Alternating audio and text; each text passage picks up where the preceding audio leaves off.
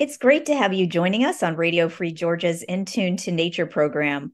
I'm host Carrie Freeman, coming to you in January of 2024 from Atlanta in the Muskogee Creek Territory in the foothills of the Appalachian Mountain Range.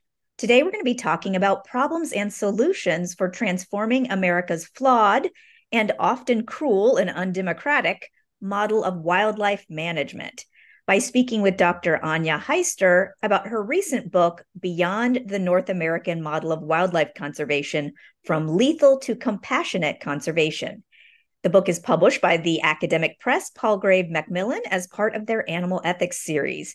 Dr. Heister's book provides a nuanced analysis of the wildlife management system and its faults in the U.S., and a vision for what could be a compassionate conservation alternative that is nonviolent and more democratic and representative of the interests of all Americans, including the interests of all of America's wild animals, not just the so-called game species.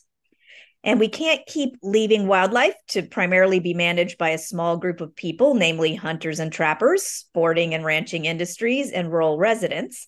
And instead, we want to put wildlife first in wildlife policies. Let me tell you more about our guest, Dr. Anja Heister. She's an independent researcher, writer, and lifelong animal rights activist, a co-founder of the anti-wildlife trapping nonprofit called Footloose Montana. She's committed to social change for animals and publishes frequently on topics related to wild animal conservation, animal liberation, ethics, and policy. Originally from Germany, Dr. Heister moved to Montana in 2000 after her 6-month backpacking travels through East Africa, where she had the opportunity to do some conservation work with elephants. She earned a master's degree in biology from the Johann Wolfgang von Goethe University in Frankfurt, Germany, and earned a PhD in interdisciplinary studies specializing in wildlife conservation, policy, and animal ethics. In 2007, she co-founded the nonprofit Footloose Montana, an organization working toward an end of wildlife trapping on public land in Montana, where she worked as an executive director for many years before becoming an active board member up through 2023. At Footloose Montana, she taught the public about the state's cruel wildlife trapping regulations and how to free companion animals from traps and snares. And she was involved in qualifying the trapping issue for the 2016 state ballot, which unfortunately failed to become law, but nevertheless was supported by more than 1/3 of Montana's voters. Over the past 20 years, Dr. Heister has also worked as a research analyst for nonprofits, a director of publicity, volunteer management, and humane education for a local animal shelter, and as a campaign director for an international animal protection organization. Dr. Heister currently divides her time between working as a certified life coach and writing projects addressing human and animal rights, climate change and wildlife, and plant-based diets and rewilding. Welcome, Dr. Heister. Thank you so much. I'm so excited to be here. We're excited to have you. Let's start by asking, how did your experience at Footloose Montana and as a wildlife advocate lead you to write this book, Beyond the North American Model of Wildlife Conservation? When we started Footloose Montana in 2007, we focused exclusively on the issue of trapping. And then over time, I found out about the North American model of wildlife conservation, essentially the government-run lethal wildlife management system with hunting and trapping as its cornerstones. And then I became more and more aware of the scope and atrocities and the cruelty and the violence involved in hunting and trapping and the sheer number of animals killed. It's been estimated that hunters kill between 100 and 200 million wild animals every year in the US alone. I know. And trappers kill between 6 and 21 million animals, mainly for their fur. And that's not even adding what USDA Wildlife Services does, killing millions of animals on behalf of ranching and so-called livestock protection. That is a mass slaughter every year. Right. Yeah, it's a mass slaughter every year. And so at the same time, those surveys show that the American public no longer supports the killing of wildlife. For frivolous reasons, such as fur, trophies, and profit. And yet, most people have never heard of the North American model of wildlife. And that has also been my experience while working for Footloose, nobody knows about the model. So the purpose of my book is to empower the public with the knowledge about the North American model and to inspire readers to speak up on behalf of wild animals as subjects with needs, interests, and rights, and to demand policy changes toward a conservation approach that is grounded in empathy, respect, and compassion. And lastly, I really believe that expediting the shift from killing to compassionate conservation is an endeavor urgently needed, particularly because we are in the era of climate change and out of control human population growth and an accelerating rate of plant and animal species extinction. So I think it's very urgent, and we need to get this done ASAP. Yeah, I share those goals. Yeah, What yeah. misconceptions exist for most Americans in how our wildlife management system is managed in terms of what might surprise the average person? Okay. Well, I think there are several, multiple misconceptions. Maybe the most common misconception is that the public believes that state wildlife agencies work to protect wild animals and their habitat. This would be called preservation, Mm. right? But Yeah. this is far from reality. So, what we have instead is conservation, which involves the lethal use of wild animals as so called natural resources. So, the principal activity of state wildlife agencies is the administration of hunting, fishing, and trapping programs, the sale of hunting, fishing, and trapping licenses, and they're also preoccupied with the regulation of hunting, fishing, and trapping seasons. Yeah. So Yeah. another very common misconception that I have also heard is that national wildlife refuges protect wild animals, and that is just not true.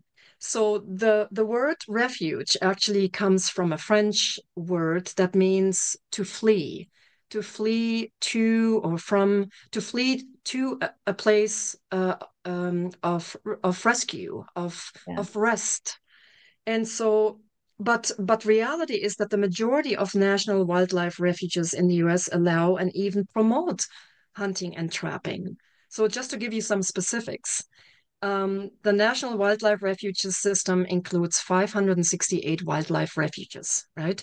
Mhm. Hunting is allowed and promoted in 340 refuges and 37 wetland management districts. And Right. That's trapping is over half actually, or around half. I Yeah. know, and so is trapping. Trapping is allowed in more of half of the wildlife refuges as well. So the U.S.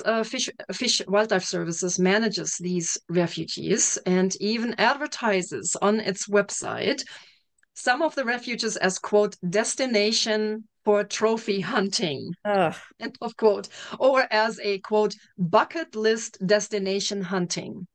I Mm. had no idea, but through my research, I found that out. And so the federal agency prioritizes hunting despite the fact that the overwhelming majority of visits to wildlife refuges are by people who came to watch birds and Mhm. to just observe wildlife. So Right. it's really incredible. Yeah.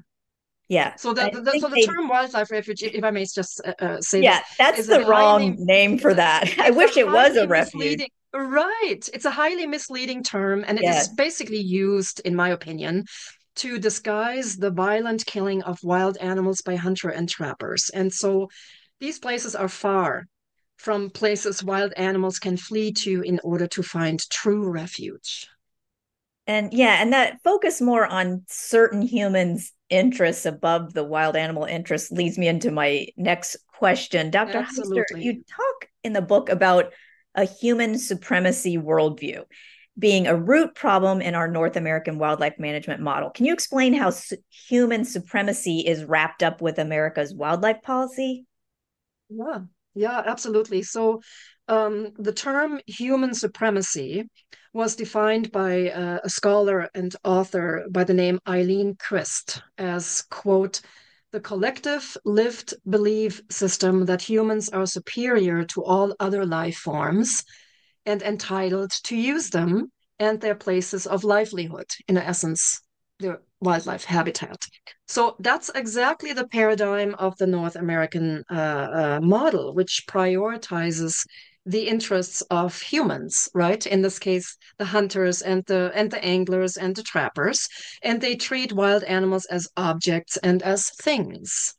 So the North American model does not recognize the intrinsic value of individual animals. So the intrinsic value means that animals have value independent of what we as humans may ascribe to them. Right.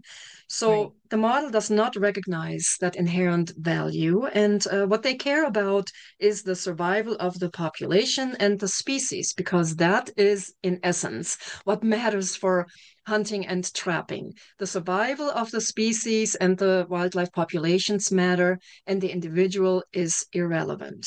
And so, lastly, human supremacy. I like that word because it's self-explanatory, and it Right. also describes the relationship between humans and wild animals under the North Americans model's belief system, which involves cruelty, violence, power, lots of injuries, loss and death, along with pain and animal suffering. And so we see human supremacy thinking in the fact that hunters and trappers believe that they have the right to kill wild animals, right, for their own entertainment. And we also see that ideology, and you might appreciate that as a journalist, right, Carrie? The use of language. So, for example, the model denies individuality and intrinsic value of individual animals, right? It only talks about the species and populations. So, um, the individual is completely irrelevant, and so that thinking was actually expressed by a sportsman. And if I could read that quote, Yeah. I think it's very telling.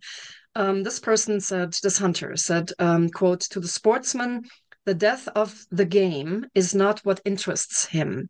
One does not hunt in order to kill. On the contrary, one kills in order to have hunted. So that means that the animal only matters for the hunters and the trappers' experience to have hunted and to have trapped. Then, secondly, under the model's ideology, wild animals are seen as natural renewable resources. I love that term. It is so horrible. Yeah. Essentially saying that wild animals are just like corn, right? Just replace Individual animals. one deer with another deer. Doesn't matter. They're uh the individual metal is just like the other. One is just like the other, and it doesn't matter, you kill one and the next one comes around, and they use the word harvest. Right. Like it's a That like always they brings are my blood crop. to a boiling. Yeah, harvest. Wild animals are being harvested. So that really shows that the view here is that wild animals are in the same category of a plot of wheat or corn that gets harvested. But you can't really harvest a sentient being who has his own or her own life to live and is an agent of their own world. And finally, the model defines wild animals as human property. And so, just to give you, do we still have time Oh, for yeah, you me? can read the quote.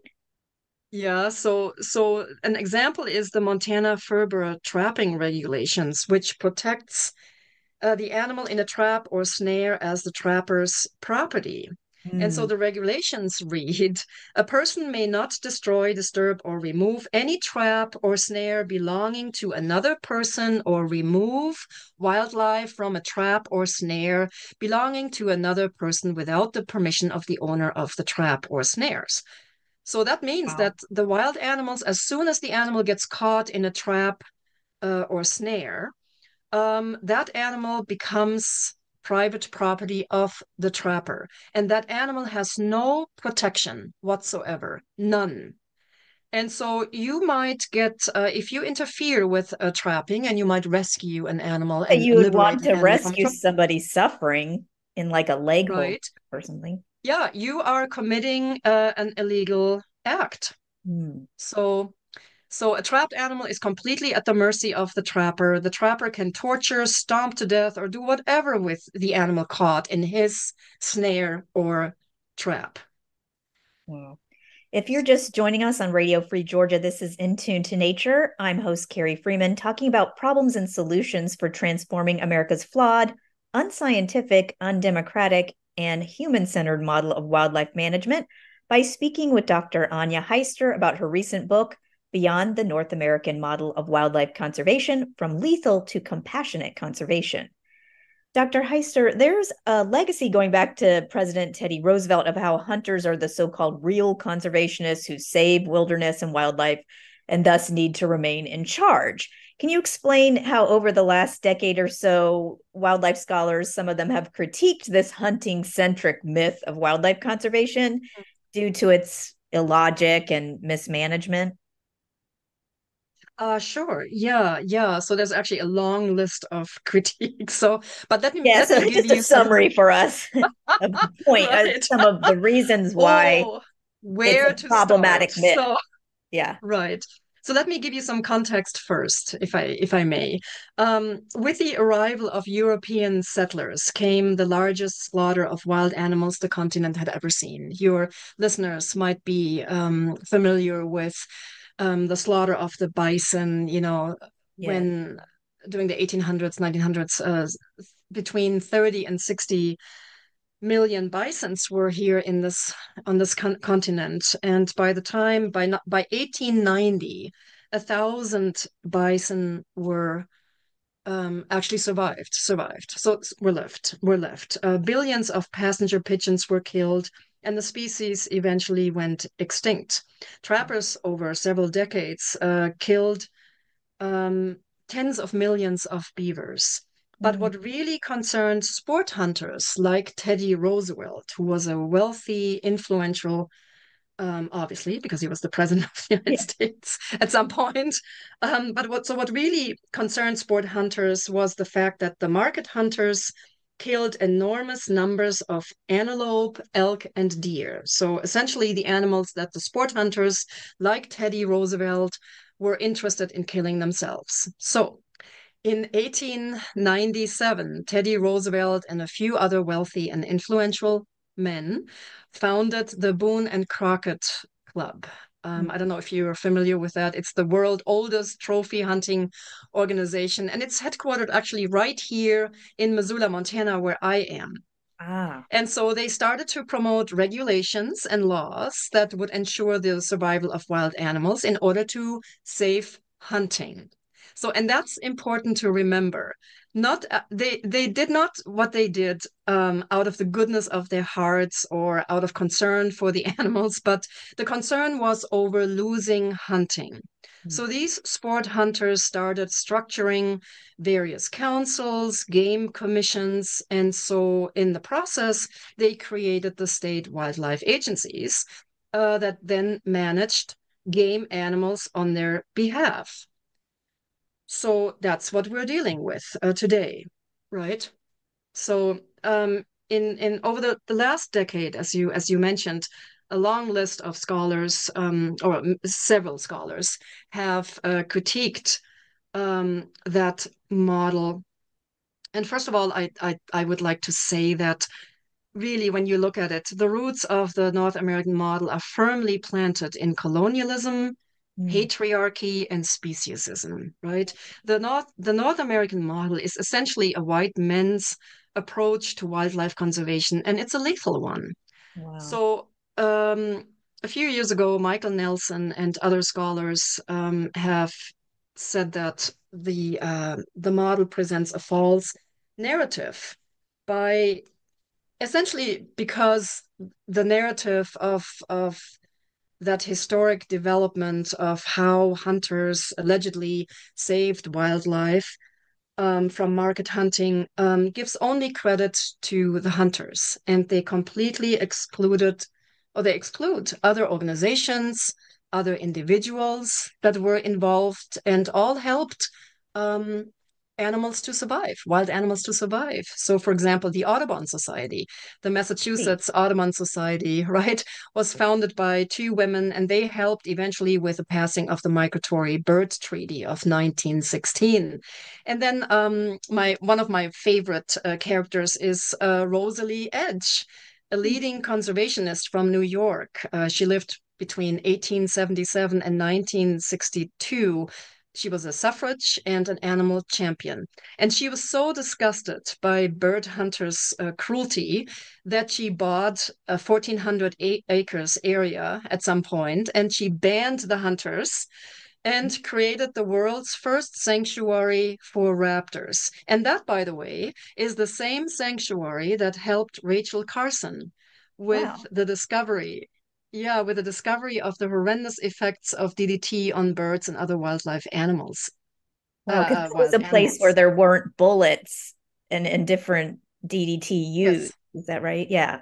That's Yeah. awesome. Yes. Yeah. Yes. And also today, many organizations, many individuals help and contribute enormous amounts of money and time to help fund and protect wildlife and habitat. But the narrative of the hunting community likes to completely ignore that.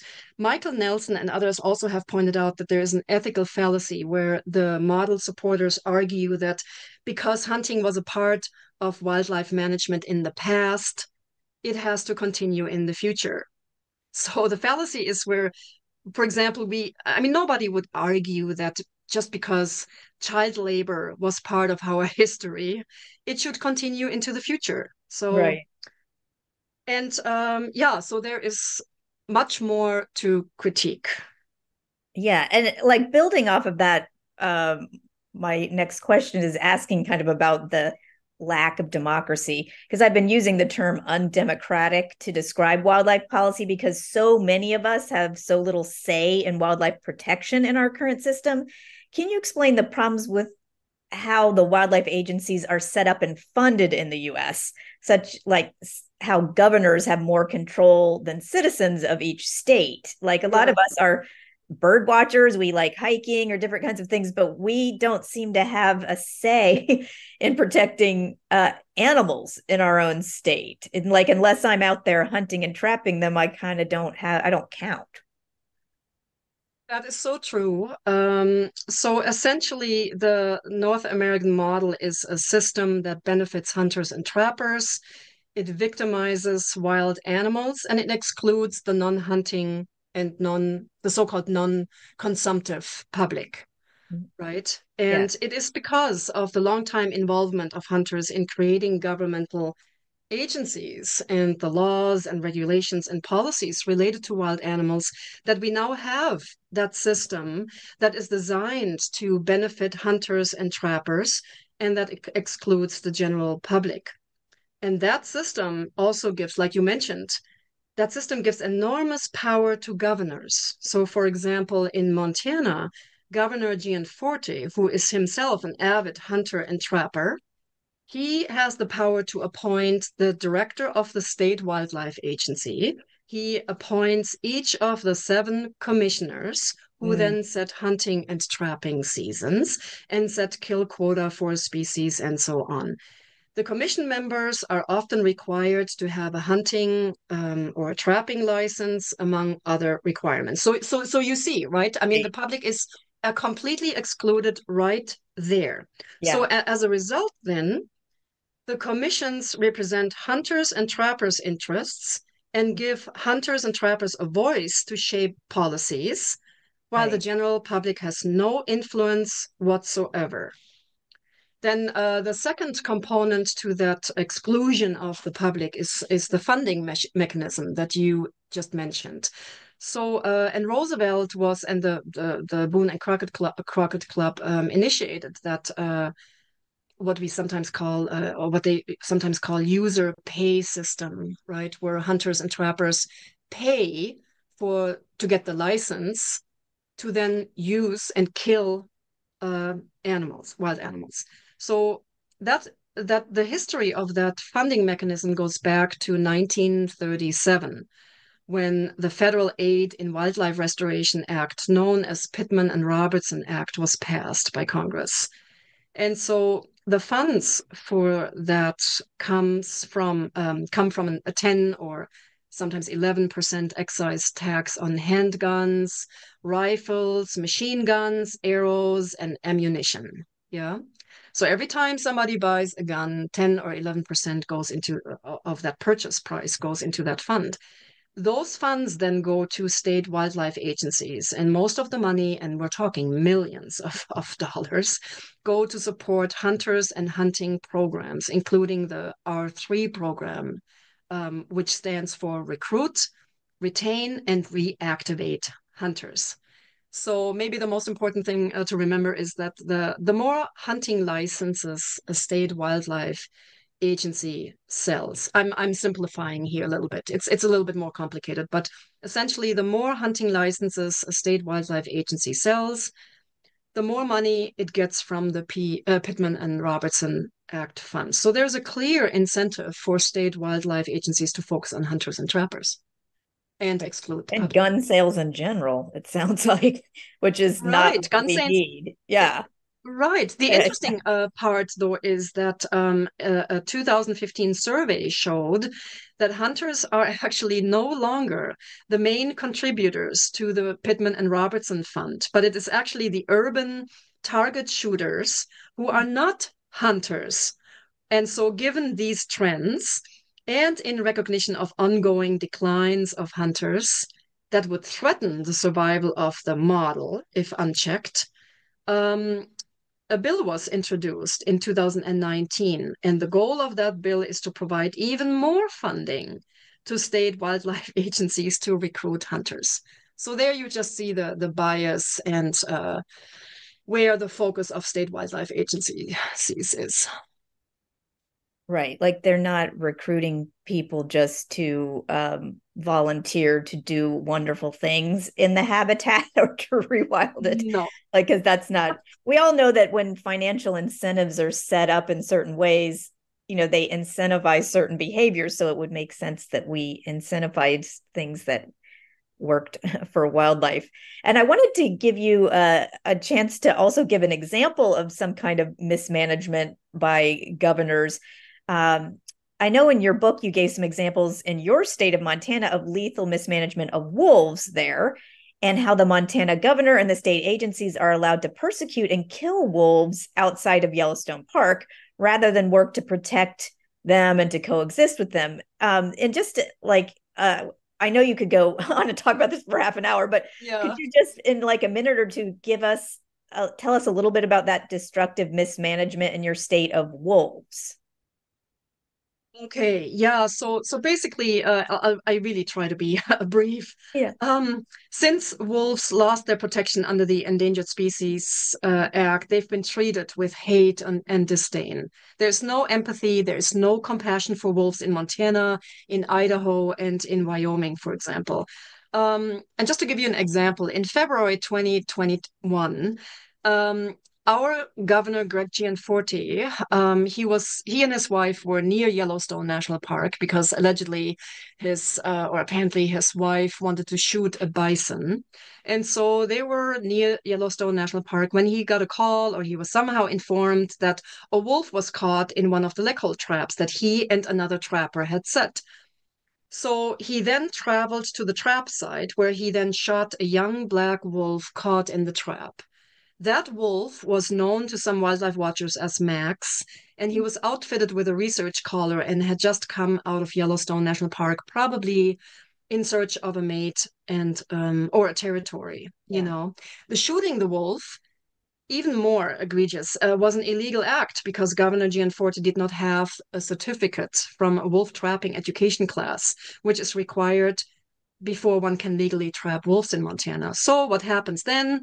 The governor called the killing of Max an honor, while an editor of the Montana newspaper wrote that this was hardly any different from shooting a chained dog, Ooh. you know. So Yeah. killing wolves just coming out of Yellowstone National Park happens all the time. It's very common. In addition, we have so the situation for wolves is just really horrendous in Montana. Also in 2021, the legislature, we now have a hunter, trapper, animal exploitation dominated legislature, which passed an avalanche of anti-wildlife and anti-wolf bills. And so the result of all of this is that the wolf killing season has now been extended to 6.5 months Yeah. each year. It runs from September through mid-March. One individual can now kill up to 20 wolves per What? person per season. 10 wolves can be killed through hunting, 10 through trapping. They can be shot, they can killed in leg hold traps, in neck snares, everything goes. We also get this. We have a bounty program Mm. on wolves, where a nonprofit organization called Foundation for Wildlife Management, a very misleading term, of course, pays either $500 or $1,000 per wolf killed in Idaho and Montana. Fish, Wildlife, and Parks, our state wildlife agency, is considering of reducing wolves from maybe 700, they estimate 1,000, down to 450 wolves. So you Mm. can see selling wolf hunting and trapping license is a very lucrative business for the state wildlife agency. They raked in $390,000 in during the 2018 and 2019 season. So, but compare this to wolves in Yellowstone National Park, who generate between 60 and $70 million from Millions. park Yeah. visitors. So the Right. I mean, it's It's so so out messed of whack, right? With the, I so mean, like messed up. you have a Yes. few people in government agencies and some people who, live in Montana that also have anti-wolf viewpoints. But the majority of people, the millions of people that come to Yellowstone and Glacier every year in Montana, they're there to see wolves and bears and bison. And they love them and they're the superstars of the parks, but like then the minute that beloved animal leaves a park, he could get his head shot off, by somebody. And so it is ridiculous. Yeah, It's even from an horrible. economic standpoint, the money that the hunting Yeah, brings in is so little compared to the what the economy gets from all the visitors who love the wildlife. that's so true. Yeah, that's so true. Yeah. Well, Dr. Heister, in this segment of the show, I wanted to focus on issues of cruelty versus compassion towards wildlife. And you dedicate chapter 7 in your book to the topic of crime scenes in the woods, the North American model and cruelty against wild animals.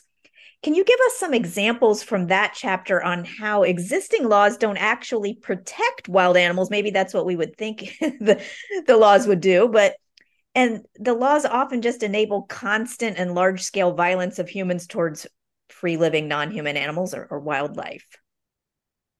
I can tell you that it was really rough to write that chapter, to do the Yeah. research for the chapter and write that chapter. It was really rough.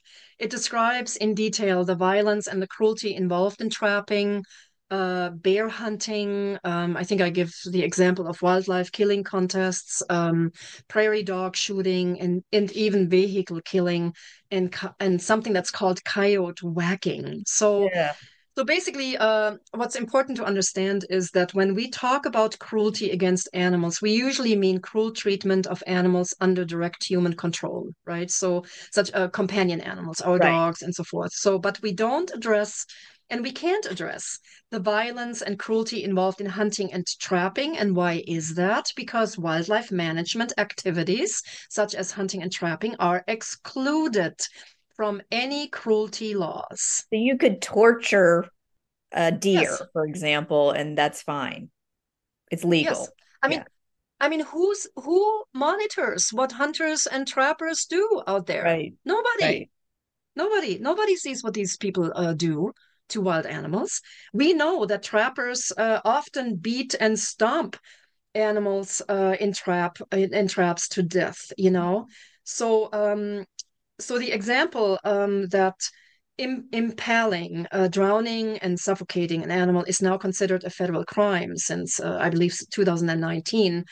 Um, but but it is not a crime when trappers and hunters do it. And Not so look fair. at this. I mean, striking an animal with a high-powered bow or shooting a bird out of the sky, let her crash to the ground and then break that bird's neck, or drowning a beaver caught in a conibear trap set in water, or suffocate a wolf in a neck snare. These are all common methods trappers and hunters use to catch and finish off, as they call it, the helpless and exhausted and suffering animals. So I mean, it's Doesn't make incredible. any sense, It really. makes no It's sense. It similar makes no to also sense. how industries like who I'm getting off topic here, but who farm Yeah, animals or something, they get away with all kinds of cruelty. But you or I, not that we would, but can't do those kinds of same things to animals because we're not making money off of them. So then that would be considered cruel and we could go to jail. But meanwhile, industries and hunters and trappers can do all kinds of cruel things with immunity. absolutely, absolutely. I talk in my book quite extensively about the bear spring hunt. Mm. I'm sorry, spring bear hunting. And so black bears are under siege by hunters for the majority of the entire year. Oh. Spring bear hunts starts in Montana mid-April and through the end of May. And so that is the time when bears are most vulnerable. And hunters exploit Coming that out of vulnerability. hibernation and not having Yeah, they eaten come for so long. right. They're weak, they're hungry, they're preoccupied with searching for food. You And know, they're mothers not have aware. babies at that time. They have babies, they have cubs, and they get shot. So in Montana, it is illegal to shoot a female bear with cubs. But what ends up happening is the mother comes out of her den, she stashes, hides her cubs, and then appears as a single bear on the landscape. Then she gets shot, and the cubs end up starving to Starving. death. Yeah. Yeah. Or So freezing. just to give you an example, in Montana in 2020, a total of almost 1,600 bears were shot by hunters. And of the 1,039 bears killed in the spring alone, 342 were females. How many of them had cubs? Probably the majority. Nobody keeps track. So that means more animals are killed than you have Yes. numbers for because all the Yeah. cubs are dying Yes, exactly. slowly. Exactly. That's awful. Yeah. Yeah.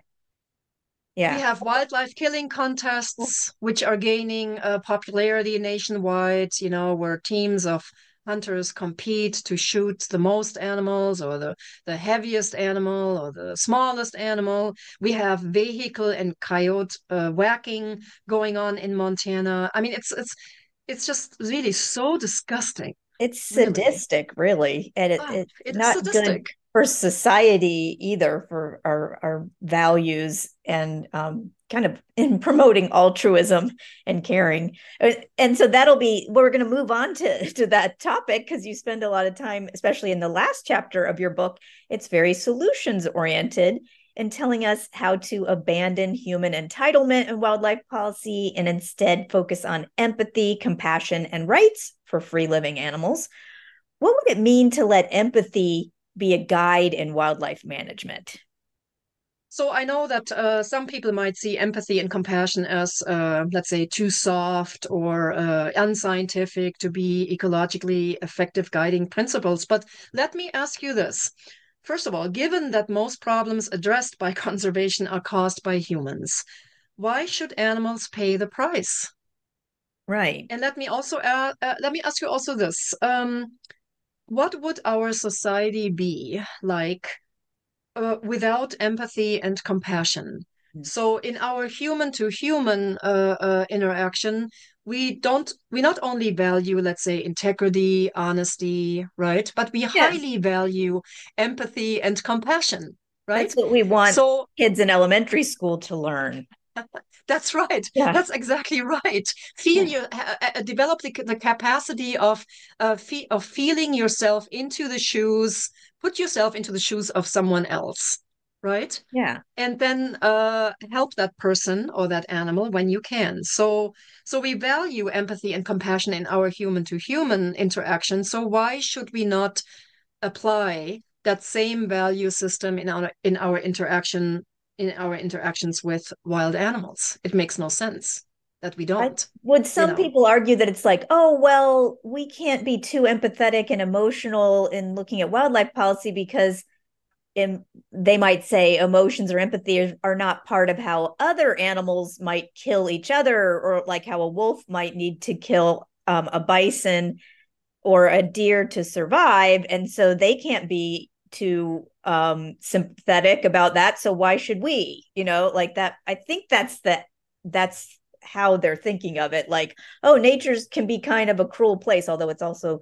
has a lot of compassion and love too. But they're only kind of looking at the harsher side of it and saying, well, that we have to apply that same kind of harsh, um, non-emotional approach to the way we quote unquote manage wildlife. So I would say that the great Mark Bekoff, scholar, evolutionary biologist, great champion of animals, wild and domestic, has said that his research shows that 70% of wildlife to wildlife interactions are positive, Nice. meaning Yeah. these interactions are supportive. They might be based in friendship. They might be based in kindness, in Caretaking. compassion, in caring. Yeah. Exactly. So and going along with this myth that we are such an extraordinary species. Why don't we, going along those lines, why don't we then focus on empathy and compassion, because that is really a strong characteristic, a shining trait, as I call it, of human beings. We Yeah. can be empathetic and compassionate. And also, I think, well, first of all, I think the relationship that is presented to us by hunters and trappers, which is grounded in violence and power and control and cruelty, is not what this planet needs anymore. We're in Yeah. the era of climate change, species extinctions, and Mass so what shootings. Yeah. we need to learn to connect to other animals and to nature, and that's of the utmost importance, I believe. And so Yeah. we will only protect what we love. So I don't see empathy and compassion as weak motivations for guiding wildlife management. In fact, I think it's the opposite. There's a lot of science out there that shows the benefits of a compassionate way of being, and really, Yeah. I can't think Psychologically of. beneficial to everyone. Yes, to everyone. And so I think there is a very rational component in compassion. Yeah. Compassion is not something weak. Compassion is something where we act on behalf of others. So we It's and I needed to think the keep society together. It's biologically smart and rational to be part of a group and to keep the community healthy and supportive, So, but I yes, know, and I liked yes. how in your book you talked about like the irony of how the hunters are allowed to, like in some kind of wildlife meetings that they have open to the public or something to debate, you'll see that hunters can express emotions if they have love for nature and the outdoors and their rights to be out there with their son or whatever, enjoying time together. But then, like, when the animal advocates try to bring that kind of love and emotion in, it's acted like that has no place. Like, if you're not a hunter, otherwise, you're just too sentimental or something. Oh yeah, too sentimental, too emotional, and so naive, because Yeah. we're concerned about the animals, But go to, I mean, I've been to so many agency public meetings, and I have seen how emotional hunters and trappers are, especially when we suggest to curtail some of the most atrocious forms of trophy hunting or trapping, if we want to close something down. I mean, they get all upset and they get angry and they have emotional outbursts. But we can't show compassion and empathy. So let me just the last thing I want to say about Yeah. compassion compassion is that I believe that compassion has a very rational component, and that is that we recognize that we're not the most important species on this planet, and that we share the planet with millions of other animal species who also have the right to exist and to flourish. Right, which makes rational sense. Yeah. Which makes rational sense. If you're just joining us on Radio Free Georgia, this is In Tune to Nature. I'm host Carrie Freeman, talking about problems and solutions for transforming America's flawed and often violent and non-scientific and undemocratic model of wildlife management by speaking with Dr. Anja Heister about her recent book, Beyond the North American Model of Wildlife Conservation, From Lethal to Compassionate Conservation. Dr. Heister, as part of the improved transformation of wildlife management in the US that you're promoting, what would be different about the compassionate conservation model of wildlife management that you and others propose? Like, what would a compassionate conservation model look like? Mm-hmm. So I just mentioned the great Mark Beckhoff, and Yeah, love who him. among others, like Daniel Ramp, for example, from the Center of Compassionate Conservation, or actually Mark Beckhoff has said, or has pointed to compassion as a must for advancing global conservation. And so he and his colleague Daniel Ramp from the Center of Compassionate Conservation in Sydney, Australia, they have written, quote, "A compassionate conservation approach aims to safeguard Earth's biological diversity while retaining a commitment to treating individuals with respect and concern for their well-being." So in proposing a compassionate conservation model, they have defined four principles. First, do no harm. That principle is adopted from the Hippocratic Oath and means that we need to be careful when we intervene, and we need to do good instead of harming others. The second tenet is individuals matter. That principle acknowledges the intrinsic value of individual wild animals and rejects the killing of these animals. The third one is inclusivity of all wild animals, and it basically acknowledges the intrinsic value of both the individual animal and the collective they belong to, whether we label them as an abundant animal or as abundant species, as native, as non-native, invasive, or whatever. And the fourth tenet is called peaceful coexistence. And that principle calls for the recognition that our interactions with wild animals should not be based in aggression and violence, but in compassion, and which would overall help us to coexist with other beings. So in general, the approach of compassionate conservation brings empathy and compassion into the foreground, so to speak, of decision-making and policy developing process. And it rejects the notion of wild animals as natural renewable resources, and instead it treats these animals as sentient beings with needs and interests that need to be protected. And lastly, I think that compassionate conservation would help us create a relationship with wild animals that's motivated by, pro-social emotions such as love, empathy, and compassion. And so if we applied compassion to conservation, we would, for example, ask, what do wild animals need from us? Yes. Isn't that an Yeah, not interesting like what can we question? get out of them? How many do we want? Yeah. Exactly. So to me, a compassionate conservation model makes absolute sense. It would benefit the planet, it would benefit other animals, and it would benefit ourselves as well. And I like how you also put it acknowledges the role that we've played in like introduced species that people would call invasive, or why some animals kind of might seem quote unquote overpopulated because we've gotten rid of their predators, or, like, so then when we're coming up with solutions, we recognize that we have to change, or we're the cause of things, and we're not going to blame deer for being so-called overpopulated. But maybe reintroduce bears and mountain lions and wolves to the area. Like, or just things where we are going to change our behavior, not just asking them to change or reduce their numbers. Exactly. That is so important, Carrie, because we always ask and we always intervene with the lives and of animals, but we never Yeah. ask ourselves, what can we do? How must we change, in Yeah. order to meet their needs and interests? Yeah. Right. Well, our wrap-up question is, you've helped us see why and how the U.S. wildlife mismanagement system should be transformed to be more wildlife friendly, scientific, humane, democratic. How can everyday Americans get involved in this effort? Like maybe even if they live in urban areas like I do in Atlanta, and maybe if they haven't had much interest or experience with wildlife before, could they still get involved in wildlife management? Well, I would actually, I would say that there are great ideas out there in the literature on how to reform or disrupt traditional lethal wildlife management. So I would suggest learning about them and get educated. Start with my book.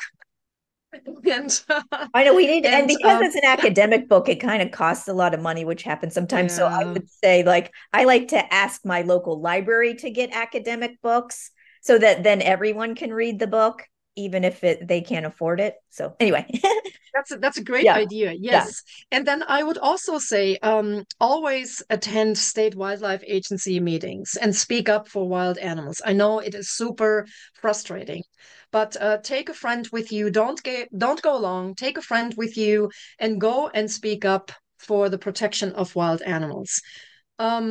Bring attention to the plight of wild animals by writing letters to your local newspapers or on social media. Always get involved. Always speak up for wild animals. Support those organizations that file lawsuits on behalf of wild animals. So that's my personal view. I think the only language that state wildlife agencies understand is when they're sued. right. So That's why, like, the if you're Center for already a Biological member of a Diversity has so many lawyers.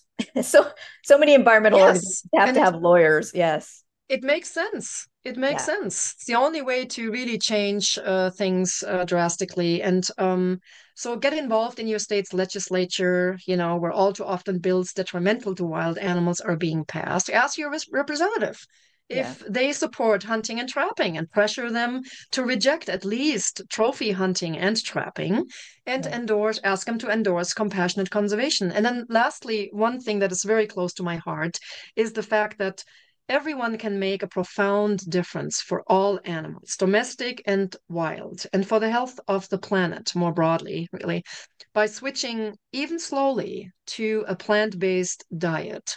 So there is this intersection between ranching and wolves being killed on behalf of livestock protection. So if you care about predators such as wolves, start changing your diet and switch, however fast you can to a plant-based diet.